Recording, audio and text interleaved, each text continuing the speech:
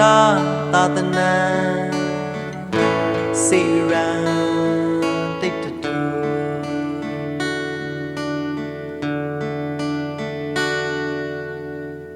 ဗုဒ္ဓဤဓမ္မတရားတွေကိုလောက၌မပပြောက်ရစေဖို့နိကတောဘာသာစီကဖို့ဆိုတာသာသနာမကွယ်ဖို့အဓိကအရေးပါသွန်သင်တတ်သောမြတ်တန်ခါ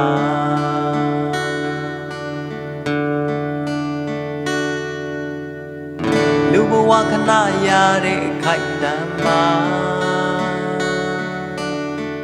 ဗုဒ္ဓရဲ့တရားနဲ့မွေးတန်ခါ229သွေဝိနိတိတ်ခါရီစောင့်ထိန်ငါကြင်ကြံလို့တကယ်မြတ်သာသနာကိုတွန်းရှည်ရရေးရွယ်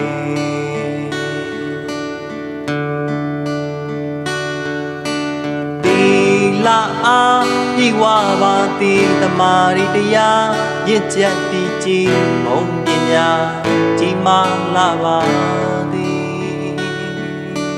ရှင်ယဟန်အစပြုသာတီဆရာတော်များနှင့်များတန်ခါသည်ဒုသာသနာမှာဖို့ထိုက်ရတနာမည်ဘာသာအကျိုးထံဖို့ကတီသာသနာတကုံထုံးပါရောင်ကြည်ဓမ္မလမ်းပြသာသနာအာဇာနည်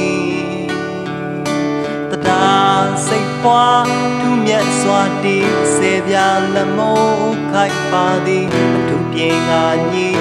တင်ကြောပါမည်ဗုဒ္ဓသာသနာစီရန်တိတ်တူဗုဒ္ဓသာသနာစီရန်တိတ်တူဗုဒ္ဓသာသနာစီရန်